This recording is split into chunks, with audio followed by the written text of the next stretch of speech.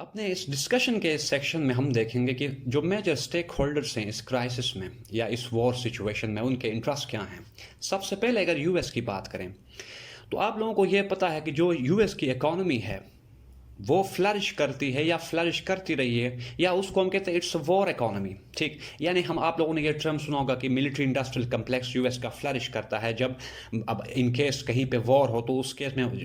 US जो है ना वो अपनी एडवांस वेपनरी जो है ना वो एक्सपोर्ट करती है। ठीक है, तो अब यहाँ पे सिचुएशन, इस जो सिचुएशन में यूएस का फ़ायदा सबसे बड़ा ये है कि एक तो यूक्रेन को मिलिटराइज कर रही है यूएस। ठीक, यानी यूक्रेन को सप्लाई कर रही है एडवांस वेपनरी, ठीक है, टू काउंटर रशियन एग्रेशन और इन्वेजन। इसके अलावा भी यूएस का एक इंटरेस्ट ये है कि जो जर्मनी जो है वो आप लोगों को पता है रशिया एंड जर्मनी के बीच में एक रिलेशनशिप है जो कि हम कह सकते हैं कि it's relation of interconnectivity due to trade. यानी कि सिंपली पुट मैं ये कहना चाह रहा हूँ कि रशिया जो है ना वो अपने गैस को एक्सपोर्ट करता है यूरोपियन कंट्रीज़ को, स्पेशली जर्मनी एंड फ्रांस को। अब इस जो रिलायंस है जर्मनी एंड फ्रांस का रशियन गैस के ऊपर, उस रिलायंस की वजह से रशिया जो है ना वो एक एक स्ट्रॉन्ग पोजिशन में है। यानी रशिया को एक अपर एज हासिल है यूरोप में। ठीक है, अब इसी रिलायंस की वजह से जर्मनी और फ्रांस कभी नहीं चाहते कि वो रशिया के अगेंस्ट कोई ऐसा एक्ट जो है ना परफॉर्म करे जिससे रशिया को अच्छा ना लगे। ठीक है, फर्दर जितने भी 2014 ऑनवर्ड जितने भी crisis European eastern European continent में या ईस्टर्न यूरोप में जो जितने भी इशूज़ हुए या कन्फ्लिक्ट्स हुए, फ्रांस एंड जर्मनी ने हमेशा यही कोशिश की कि उन इशूज़ को peacefully, politically and diplomatically solve किया जाए without resorting to hard actions और without resorting to military actions. ठीक है, अब जो कि ये बात जो है जर्मनी और फ्रांस की यही बात यूएस को पसंद नहीं है। यूएस को हमेशा से यही डर रहा है कि कहीं जर्मनी एंड रशिया के बीच में अगर रिलेशंस अच्छे हुए, यानी warmer ties between Russia and Germany doesn't serve the interest of US because the US has got a war economy. यानी कि एक ऐसी इकोनॉमी यूएस की है जिसको हम कहते हैं कि it's an economy that flourishes in an event of war between two countries. जैसे आप यूक्रेन को यूएस जो है ना वो, जैसे पहले मैंने बात की, अपने एडवांस वेपनरी को यूक्रेन को एक्सपोर्ट करा यूएस, उसके साथ जो है ना जो नेटो है, यूरोपियन कॉन्टिनेंट में जो नेटो है उसके through US is having a greater से, सही, क्योंकि नेटो की लीडिंग जो है ना वो कंट्री यूएस ही है, नेटो को लीड यूएस कर रहा है। तो अब जब यूरोप में स्टेबिलिटी होगी, पीस और प्रॉस्पेरिटी होगी, तो उस केस में नेटो की जो रेलेवेंस है इस सेंचुरी में, 21st सेंचुरी में, वो बिल्कुल ख़त्म हो जाती है, और जो कि यूएस कभी नहीं चाहता। तो इसी वजह से यूएस जो है ना वो अब यूक्रेन को एज अ समझ लेके एक स्केप गॉड बना रहा है यूएस, सही, in order to disturb the stability या in order to disturb the regional stability in Europe और ईस्टर्न यूरोप। ठीक, तो एक तो ये है। दूसरी अगर बात कर लें, अगर यूएस का जो इंटरेस्ट यहाँ पे है, ये तो आप लोगों को पता है कि जैसे हमें पता है, पढ़ने को मिलता है कि एक न्यू ट्राइलेटरल जो है ना वो कोल्ड वॉर इस टाइम इन प्ले है between Russia, China and US. तो अब इस ट्राइलेटरल कोल्ड वॉर में जो रशिया है वो यूएस की इन्फ्लुएंस को, यूएस की हेजेमनी को यूएसटर्न और ओवरऑल अगर कह लें वेस्टर्न यूरोप कह लें, या उसको ऐसे कहें कि जो हर्ड लैंड है, मैकेंडर की जो हर्ड लैंड की जो वेस्टर्न टेरिटरी है, वहाँ पे रशिया यूएस को मिलिटरीली, यूएस की हेजेमनी को मिलिटरीली थ्रेटन कर रहा है या चैलेंज कर रहा है। ठीक, अब जबकि यूएस ऑलरेडी जो है ना वो इंगेज्ड है चाइना के साथ इन साउथ चाइना से और इंडो पैसिफिक, तो रशिया यूएस इस केस में कभी ये नहीं चाह रहा कि वो एट अ टाइम दो पार्ट्स को डील करें। इसी वजह से यूएस चाह रहा है कि किसी भी तरीके से नेटो को एक्सपेंड किया जाए, नेटो को रशिया के बॉर्डर्स के करीब से करीब तक लेके जाया जाए, ताकि जो नेटो है वो यूएस को डील करेगा और यूएस जो है ना वो इजीली इंडो पैसिफिक में चाइना को काउंटर करेगा। तो यूएस का इंटरेस्ट जो है ना इस नेटो क्राइसिस में यही है कि वो एट अ टाइम दो वार फ्रंट्स को डील ना करे, बल्कि नेटो और यूरोप को रशिया के लिए स्पेसिफाई करे, और जबकि खुद जो है ना वो यहाँ पे इंडो पैसिफिक में चाइना को देखे। ठीक, एक और भी यहाँ पे अगर हम बात, क्योंकि आईआर से रिलेटेड टॉपिक है, तो आप लोगों ने पढ़ा होगा इसके बारे में कि थ्योरी ऑफ थ्यूसिडिडीज ट्रैप, जो कि ग्राहम टी एलिसन की एक थ्योरी है, जिसमें वो कहते हैं कि जो हमेशा एग्जिस्टिंग पावर है वो अंडर थ्रेट फील करती है due to rise of a new power. इस केस में यानी रशिया एंड यूएस के केस में यूएस एग्जिस्टिंग हेजमन है या एग्जिस्टिंग पावर है। ठीक है, और रशिया जो है, जैसे कि इस लेक्चर के शुरू पार्ट में हमने कहा कि Russia is trying to revamp और रिवाइव इस लॉस्ट ग्लोरी। ठीक है,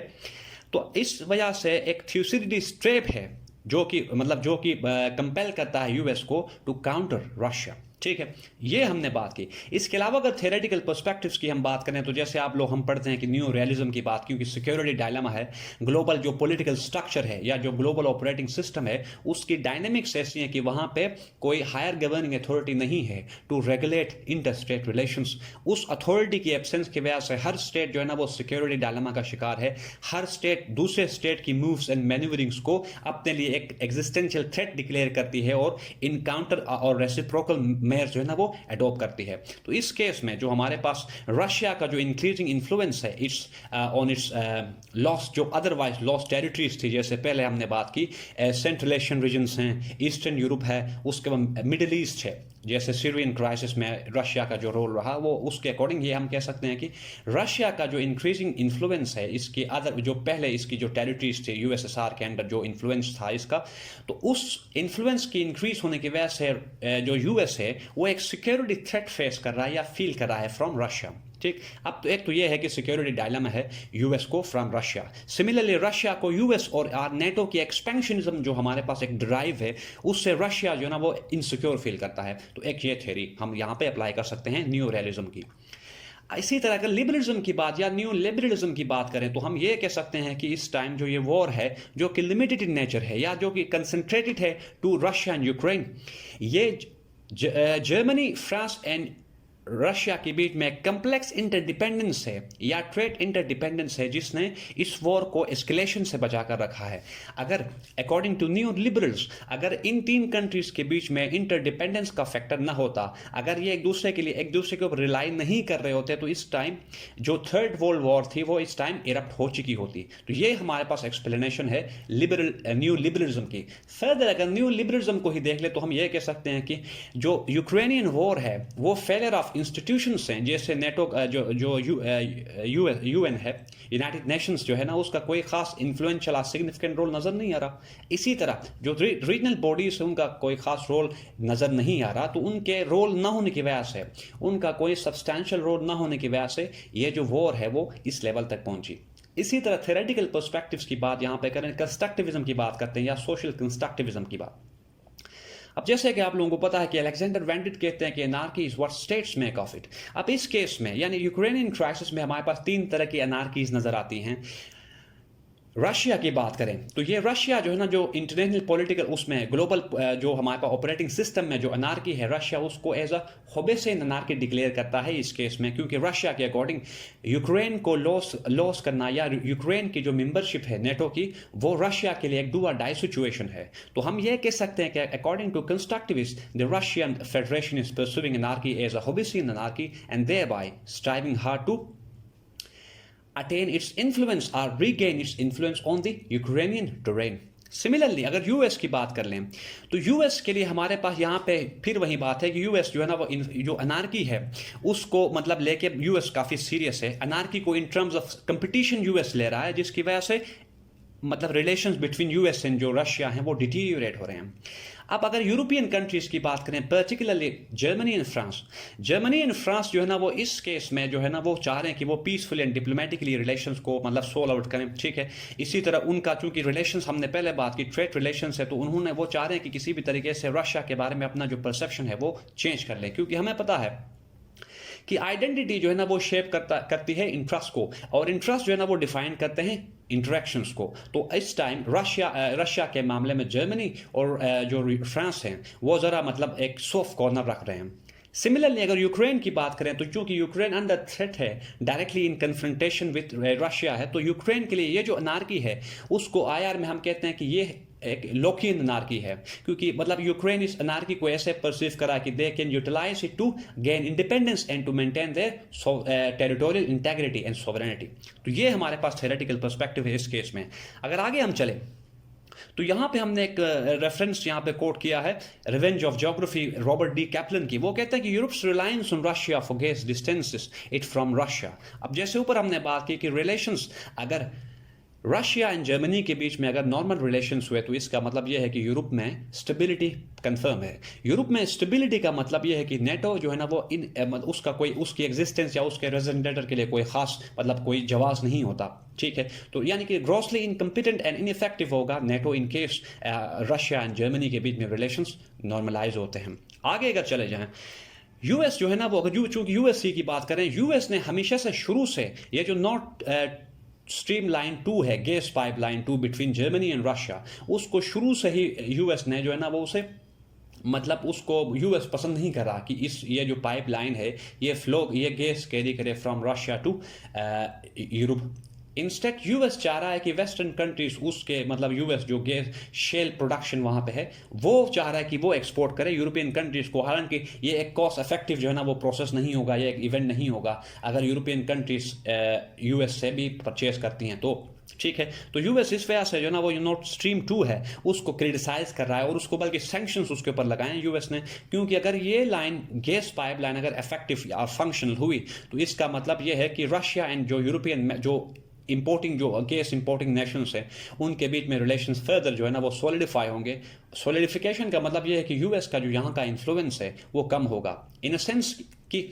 यूएस की जो मतलब जो इंस्ट्रक्शंस है उनको फॉलो नहीं करेंगे वो यूरोपियन कंट्रीज जो कि रशिया से गैस को इंपोर्ट कर रही हैं या करेंगी in case of the Nord 2 stream line being functional, ठीक है। आगे चले जाते हैं, the NATO's expansion to contain Russia and keeping it relevant by disturbing regional stability. ऊपर हमने बात की कि यूएस चाह रहा है कि नेटो को फर्दर मतलब एज फार एज पॉसिबल जो है ना एक्सपेंड किया जाए ताकि रशिया को इन चेक रखा जाए। नेक्स्ट, अच्छा, सैंक्शनिंग रशिया, हमने बात की कि शुरू में इस वॉर के शुरू से ही जो ना वो शुरू में ही जो बाइडन ने जो ना वो सैंक्शंस लगाए यूएस के ऊपर, डिफरेंट सैंक्शंस हैं जिसमें सबसे जो हमारे पास नोटेबल है वो ये है कि उन्होंने नॉर्थ 2 स्ट्रीम लाइन को जो है ना वो उसके ऊपर सैंक्शन लगाया है। रशिया को जो है ना स्विफ्ट सिस्टम से डिसइंटीग्रेट या डिस्कनेक्ट किया है, जिसके बाद अब रशिया मतलब ट्रेड जो है ना वो रशिया जो ट्रेड के लिए जो वो मतलब जो चैनल है उसमें डिस्टर्बेंस रशिया फेस करेगा, ठीक है। आगे रशिया की अगर बात करें कि रशिया इस सब से क्या चाह रहा है, कि रशिया का क्या इंटरेस्ट है, वो जाहिर बात है पहले हमने बात की कि रशिया के डिफाइंड जो है ना रेड लाइंस हैं, अगर उनको क्रॉस करे तो रशियन ने क्लियर लिखा है कि दे विल रिटेलिएट, ठीक है। हमने यहाँ पे लिखा है कि anarchy derives Russia to perceive the situation as a matter of life and death. Hobbesian anarchy ऊपर हमने बात की, 3 तरह के एनार्कीज वैसे हम आईआर में पढ़ते हैं। होबेसिन एनार्की जो कि आप लोगों के सामने है, एक कैंटिन एनार्की है जिसमें मतलब जिसके बारे में अलेक्जेंडर वेंडेट कहते हैं कि एक ऐसी एनार्की है जिसमें एक फ्रेंडली कंपटीशन होता है बिटवीन स्टेट्स, ठीक है। जबकि थर्ड जो नार्की वो लोकियन है, ये एक ऐसी नार्की है जिसके अंडर या जिसके वो यूटिलाइज करते हुए जो स्टेट्स हैं वो अपनी सेल्फ इंटीग्रेशन को एक्सरसाइज करते हैं, इंडिपेंडेंस गेन करने की कोशिश करते हैं। तो ये हमारे पास इन केस ऑफ रशिया होबेसिन नार्की है, जो कि कंस्ट्रक्टिविस्ट जो हमारे पास हैं वो कहते हैं कि Russia is pursuing the anarchy as Hobbesian. आगे कुछ पॉइंट्स हमने लिखे हैं कि रशिया जो चाह रहा है demilitarisation of eastern Europe. Russia चाह रहा है कि नेटो जो है ना वो ईस्टर्न यूरोप से बाहर निकले और उसी पोजीशन को दोबारा से एक्वायर करे जो कि प्री 1997 उसकी पोजीशन थी। Second point, denazification of Ukraine. ऊपर हमने बात की थी कि यूक्रेनियन जो गवर्नमेंट है वो ईस्टर्न यूरोप की जो पॉपुलेशन है, जो रशियन स्पीकिंग पॉपुलेशन है डोनबस रीजन में, उसको डिस्क्रिमिनेटली और पिनिटिवली ट्रीट कर रही है। इसी वजह से पुतिन कहते हैं कि ये एक नाजी पार्टी है या एक मतलब ऐसी प्रैक्टिसेस इस गवर्नमेंट की हैं जैसे फैशिस्ट जर्मनी और जो नाजी जर्मनी थे 30s में, उस तरह की प्रैक्टिसेस जो है ना वो यूक्रेनियन गवर्नमेंट यहाँ पे एक्सरसाइज कर रही है। तो एक ये इशू है रशिया के लिए, या रशिया का एक इंटरेस्ट ये है कि ये ऐसा ना हो। थर्ड जो पॉइंट है, रशिया चाह रहा है कि उसके जो गैस पाइपलाइंस है वो सिक्योर हों और वो पीसफुली जो है ना गैस को कैरी करे to Europe. Fourth point, Russia wants NATO to get back to its previous position. ठीक है, 1997 की जो पोजीशंस थी दोबारा से उन्हीं पर चला जाए ताकि फर्दर जो है ना एक्सपेंड ना करे, ताकि फर्दर यूएस जो है ना वो US and NATO troops Russia के बॉर्डर्स के पास ना पहुंचे। तो ये कुछ मतलब यहाँ पे रशिया के इंटरेस्ट हैं। एक और भी अगर आगे हम चले तो रशिया के लिए नेटो को लॉस करने का क्या मतलब है, एक डोमिनो इफेक्ट वहां पर जनरेट होगा। डोमिनो इफेक्ट से मतलब यह है कि अगर एक स्टेट नेटो के अंदर चली गई या अगर एक स्टेट ने इस टाइम नेटो की मेंबरशिप अगर एक्वायर कर ली तो उसको देखते देखते बाकी जो स्टेट्स जो कि इस टाइम नेटो से दूर हैं वो भी नेटो की मेंबरशिप एक्वायर करने के लिए एक मतलब स्ट्रगल और विलिंगनेस शो करेंगे। ठीक है, आगे फर्दर रशिया अगर यहाँ पे लॉस करता है नेटो को, तो उस केस में रशिया का जो सिक्योरिटी का थ्रेट परसेप्शन है, या एक कंप्लीटली रशिया इंसल्टेड होगा नेटो ट्रूप्स के हाथों। ठीक, ये हमारे पास इंटरेस्ट है रशिया का। अब अगर आगे चले जाएं, जर्मनी एंड फ्रांस की बात करें, तो जैसे ऊपर हमने बात की, जो नॉर्ड 2 एंड 1 जो पाइपलाइंस हैं, गैस पाइपलाइंस, वो गैस को एक्सपोर्ट या कैरी करती हैं from Russia to Germany and France. अब इनका यहाँ पे इंटरेस्ट ये है इस क्राइसिस में कि ये चाह रही हैं दो कंट्रीज की किसी भी तरीके से डिस्प्यूट को डिप्लोमेटिकली एंड पॉलिटिकली सॉल्व किया जाए, ताकि नॉर्मल से यहाँ पे प्रिवेल करे। ठीक है, और इन दो कंट्रीज को जो गैस है वो अनइंटरप्टेड मैनर में सप्लाई हो सके। तो इस वजह से इन्होंने कभी अभी तक कोई हार्ड पोजीशन जो है ना वो इन्होंने अटेंड नहीं की। ये अभी भी चाह रहे कि डिप्लोमेटिकली जो है ना इशू को सॉल्व किया जाए। यस, ये है कि इन्होंने यूएस के जो सैंक्शंस थे उनके लिए एक यस आर ग्रीन सिग्नल दे दिया है। ठीक है, आगे अगर चले जाएं, यूक्रेन की अगर बात कर लें, तो यूक्रेन तो जाहिर बात है चाह रहा है कि इस टाइम यूएस जो रशियन ट्रूप्स हैं वो दोबारा से जो है ना विड्रॉ करें यहाँ से। ठीक, और रशिया जो है ना यूक्रेन की सॉवरेनिटी को एक्सेप्ट करे, एक्नॉलेज करे, और यहाँ पे इंटरफेरेंस से अवॉइड करे इन फ्यूचर। ठीक है, और फर्दर ये कि एक यहाँ पे एक और भी बात है कि रिसेंटली कल और नेक्स्ट डे शायद जो यूक्रेनियन प्रेसिडेंट है उन्होंने ये बात एक्सेप्ट कर ली है कि मतलब they are not in a position to join और अटेंड मेंबरशिप ऑफ नेटो, क्योंकि इस टाइम उनको मतलब नेटो ना उनका सपोर्ट साथ दे रहा है, ना ही उनको मतलब अकेले छोड़ रहा है। सही, नेटो ने इस टाइम यूक्रेन को उनके हाल पे छोड़ दिया है। तो मजबूरी में यूक्रेनियन प्रेसिडेंट ने इस बात का मतलब एतराफ़ किया है कि they will not be in a position to join NATO any time soon. तो ये नेटो का इंटरेस्ट है। फर्दर अगर आगे चले जाएं, तो नेटो के कुछ यहाँ पे मतलब इश्यूज हैं, या एक मतलब कुछ ये चाह रहे हैं कि जो हो। सबसे पहले जाहिर बात है क्योंकि जंग वहाँ पे इस टाइम फंक्शन है, तो नेटो जो प्रेसिडेंट है, सॉरी यूक्रेनियन जो प्रेसिडेंट है, वो चाह रहे हैं कि जल्दी से सीज फायर हो, यहाँ पे सिक्योरिटी गारंटीज जो है ना वो ऑफर करे पुतिन नेटो को कि फ्यूचर में ऐसी कोई एग्रेशन का शो या एक्सरसाइज या ऐसा कोई एपिसोड नहीं होगा। Third point, securing sovereignty and territorial integrity, ये हमने ऊपर बात की। Fourth point, acknowledging that it could not be NATO's part, जैसे मतलब जो प्रेसिडेंट हैं यूक्रेन के, उन्होंने कहा है कि उनको लग रहा है कि इस पूरी सिचुएशन के बाद कि वो कभी नेटो का पार्ट बन ही नहीं सकते। अच्छा, डिस्कशन की फिफ्थ पॉइंट या फिफ्थ सेगमेंट की तरफ चला जाए, तो Pakistan and Ukraine in crisis. Pakistan और यूक्रेन क्राइसिस का रिलेशन अगर हम देख लें, तो पाकिस्तान जो है ना यूक्रेन से कुछ ईटेबल्स को जैसे वीट, सोयाबीन्स वगैरह को इंपोर्ट करता है। ठीक, अच्छा, अब ये जो यूक्रेन क्राइसिस है, या ताइवान और हांगकांग क्राइसिस है, और कश्मीर क्राइसिस है, इन तीनों में सिमिलैरिटीज भी हैं, डाइवर्जेंसेस भी हैं। सिमिलैरिटीज यहाँ पे ये हैं कि, या पहले डाइवर्जेंसेस की बात करते हैं। यूक्रेन जो है ना वो टेरिटरी है जो कि नहीं चाहता कि रशिया का उसके ऊपर कंट्रोल हो या इन्फ्लुएंस हो। सिमिलरली हांगकांग एंड ताइवान ये नहीं चाहते कि उनके ऊपर चाइना का कंट्रोल हो। लेकिन यहाँ पे कश्मीर की अगर बात करें, क्योंकि कश्मीर एंड पाकिस्तान के रिलेशंस आप लोगों को पता है क्या कनेक्शंस हैं, लेकिन कश्मीरी पीपल चाह रहे हैं कि वो पाकिस्तान के साथ किसी भी तरीके से एनेक्सेशन कराएं या पाकिस्तान का हिस्सा बने। इन तीन टेरिटरीज या इन तीन फ्लैश पॉइंट्स में डिफरेंट सिमिलरिटी ये है कि कश्मीर की बात करें, या हांगकांग और ताइवान की बात करें, या यूक्रेन की बात करें, ये तीनों टेरिटरीज इन तीनों कंट्रीज के साथ cultural and historical links share करती हैं। ठीक है, तो इस वजह से अगर इस केस में पाकिस्तान अगर एंटी रशिया होके इन फेवर ऑफ यूक्रेन बात करे, तो उस केस में पाकिस्तान, चूंकि पता है कि पाकिस्तान ने रशिया के साथ रिलेशंस बिल्डअप अभी रिसेंटली किए हैं थ्रू चाइना, तो अब अगर ऐसा हम करें, एंटी रशिया अगर पोस्टर हम एक्वायर करते हैं, तो उससे चाइना जो है ना हमसे नाराज होगा। चाइना नाराज होने का मतलब है कि रशिया, मतलब हमारे और रशिया के बीच जो रिलेशन है वो खराब हो गए। मतलब ये है कि रशिया इंडिया के रिलेशन सॉलिडिफाई होंगे। एक तो ये है, अगर हम इन फेवर ऑफ रशिया बात करते हैं, तो उससे होगा ये कि हमारा जो कश्मीर स्टैंस है वो डिस्टर्ब होगा या वो वीक पड़ जाएगा। तो एक इशू ये है। तो अब इस सारी सिचुएशन के बाद पाकिस्तानी फॉरेन पॉलिसी फ्रंट पर पाकिस्तान को एक Catch-22 सिचुएशन का सामना है, जिसके अंडर या जिसके बाद पाकिस्तान ना इन फेवर ऑफ और अगेंस्ट रशिया बात कर सकता है। तो इसलिए बेहतर यह है कि पाकिस्तान जो है ना वो जो रीजनल मेजर पावर्स हैं लाइक चाइना है, इन बाकी जो पावर्स हैं उनको मतलब कंस्ट्रक्टिवली उनको मतलब परसुएट करे कि इस इशू को डिप्लोमेटिकली एंड पॉलिटिकली जल्द सोल्व किया जाए, ताकि फर्दर इसमें कोई एस्केलेशन ना हो। ठीक है, तो पाकिस्तान को इस केस में एक रोल प्ले करना चाहिए, ब्रिज सही as a bridge act Pakistan को करना चाहिए, ताकि जो डिस्प्यूटेड पार्टीज हैं वो जल्दी से जो है ना वो टेबल पर आएँ और इस इशू को पैसिफिक मीन्स के थ्रू सोल्व करें। यहाँ पे हम ये ऐड कर सकते हैं कि जहाँ तक पाकिस्तान का पोस्चर या पाकिस्तान के स्टैंस की मतलब बात है regarding Ukrainian crisis, then Pakistan should look towards China and India in this person, because in दोनों स्टेट्स ने इस ग्रेट पावर राइवलरी या ग्रेट पावर पॉलिटिक्स में एक बैलेंसिंग एक्ट जो है ना इन्होंने मेंटेन कर रखा है। मसलन ये कि ना ये एक नीट एंड क्लियर वे में और क्लियरली रशिया का मतलब की तरफ सपोर्ट या एक्सटेंड कर रहे हैं, ना ही यूएस की तरफ। तो पाकिस्तान को चाहिए कि अगर पाकिस्तान जो है ना अपनी जो नई फॉरेन पॉलिसी है पाकिस्तान की, जो कि बेस कर रही है अलॉन्ग जियो इकोनॉमिक्स, तो पाकिस्तान को इस बात की मतलब पाकिस्तान की ज़रूरत है कि इस केस में जो ब्लॉक पॉलिटिक्स है या जो नए ब्लॉक्स बन रहे हैं, पाकिस्तान उसका पार्ट न बने बल्कि अपने नेशनल इंटरेस्ट को परसू करे, सही, बाय विदाउट बैंडवैगनिंग और बैलेंसिंग एनी कंट्री, सही। फर्दर अगर हम बात कर लें, जैसे पाकिस्तान ने कल या उससे लास्ट डे जो है ना वो जो यूएनएससी में एक मतलब मीटिंग थी वहाँ पे ऑन यूक्रेनियन क्राइसिस, तो वहाँ पे पाकिस्तान ने ये सेकंड टाइम जो है ना एब्सटेन किया वोट कास्ट करना in favour or against Russian aggression, ठीक, इन यूक्रेन। तो पाकिस्तान की ये मतलब जो एक मैच्योर डिप्लोमेसी है, ठीक, वो नज़र आ रही है कि पाकिस्तान को समझ आ गई है या पाकिस्तान ने पास को अब यूटिलाइज़ करना सीखा है और अपने फ्यूचर के लिए या अपने नेशनल इंटरेस्ट को पाकिस्तान परसू कर रहा है विदाउट हर्टिंग एनीवन्स इंटरेस्ट, जो कि बड़ी अच्छी बात है। तो आज की इस डिस्कशन में ये हमें पता चला कि रशिया जो है वो अपने स्फीयर ऑफ इन्फ्लुएंस को मेंटेन और रीगेन करने के लिए मतलब कोशिशें कर रहा है, जबकि दूसरी साइड अगर देख लें तो यूएस जो है ना वो बीइंग एग्जिस्टिंग हेजमन अपनी हेजमनी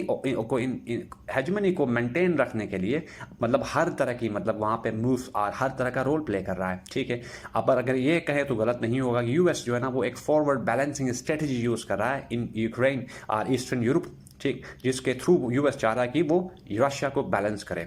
फर्दर अगर बात करें तो जो यूरोपियन नेशन है स्पेशली जर्मनी एंड फ्रांस, उनकी एक मतलब हमें नज़र आ रहा है कि एक फ्रेंडली या न्यूट्रल पोस्चर नज़र आ रहा है। हाँ, ये है कि उन्होंने रशियन जो यूएस के जो सैंक्शंस हैं उन रशिया उनको सपोर्ट किया है, लेकिन क्लियरली मतलब ये सामने खुल के नहीं आ रहे, बल्कि चाह रहे हैं कि किसी भी तरीके से इस जो क्राइसिस सिचुएशन है उसको डिप्लोमेटिकली एंड पॉलिटिकली सॉल्व किया जाए ताकि जो रीजनल पीस एंड सिक्योरिटी का एक स्ट्रक्चर है वो डिस्टर्ब ना हो। लास्ट में हमने ये देखा कि सर्टन जो है ना इंटरनेशनल रिलेशंस की जो थेरीज हैं वो इस जो पूरी डेवलपमेंट है उसके बारे में एक्सप्लेनेशंस प्रोवाइड कर रही होती हैं। जैसे हमने रियलिज्म की बात की जिसमें सिक्योरिटी डायलेमा है बिटवीन रशिया एंड यूएस, और इसी सिक्योरिटी डायलेमा या एक जो हमारे पास ग्लोबल जो ऑपरेटिंग सिस्टम में जो एनार्की है, उस एनार्की की वजह से ये दोनों जो स्टेट्स हैं वो security dilemma and prisoner dilemma का शिकार हैं, जिसकी वजह से एक दूसरे के साथ कोऑपरेशन नहीं कर सकते या नहीं कर पा रहे, ठीक। इसी तरह अगर न्यू लिबरलिज्म की बात कर लें तो इनका मतलब इस थ्योरी का कहना यह है कि जहां पे कॉम्प्लेक्स इंटरडिपेंडेंस नहीं होगा वहां पे वॉर जो है ना वो लाइवलीहुड वॉर की ज्यादा होगी। सिमिलरली अगर न्यू लिबरलिज्म की थ्योरी को यहां पे अप्लाई करें तो हम देख रहे हैं कि जो ग्लोबल बॉडीज हैं या इंस्टीट्यूशनल जो स्ट्रक्चर्स हैं वो अपना फंक्शनल कोई खास फंक्शनल रोल प्ले करते हुए नजर नहीं आ रहे हैं। फॉर एग्जाम्पल यूएन इस टाइम इंटायरली जो ना वो इररेलेवेंट है या उसकी जो एफिकेसी है वो इनफेक्टिव है इस पूरे क्राइसिस सिचुएशन में। अगर इसी तरह थेरेटिकल पर्सपेक्टिव्स की बात कर लें तो कंस्ट्रक्टिविज्म की जैसे हमने ऊपर बात की कि यहाँ पे जो अनार्किक सिचुएशन है या इस अनार्की को एक डू और डाई सिचुएशन में परसू किया है रशिया ने, ठीक है। इसी तरह जो थ्रेट परसेप्शन है या जो हिस्टोरिकल इमेजेस हैं एक दूसरे के बारे में रशिया एंड यूएस का, उन इमेजेस की वजह से भी दोनों कंट्री जो है ना वो फेस टू फेस आ रही हैं, ठीक। तो अब आखिर में हमने जब पाकिस्तान की बात की तो वहाँ पे हमने ये देखा कि पाकिस्तान इस टाइम एक ऐसी सिचुएशन का शिकार है यूक्रेनियन क्राइसिस के बाद कि पाकिस्तान ना तो यूएस रशिया के फेवर में बात कर सकता है न ही रशिया के अगेंस्ट, क्योंकि दोनों केसेस में पाकिस्तान को बड़े सारे रेमिफिकेशंस का सामना होगा। इसलिए पाकिस्तान को रेकमेंड ये किया गया कि या ये रेकमेंड हम करेंगे कि पाकिस्तान को चाहिए कि वो without becoming part of any bloc और without falling into bloc politics अपने नेशनल इंटरेस्ट को परसू करें without angering any of the parts. So this is all for today, people. If you got any confusion related to this topic, please let me know about your issues through your comments. I will address them in my next lecture. Thank you very much.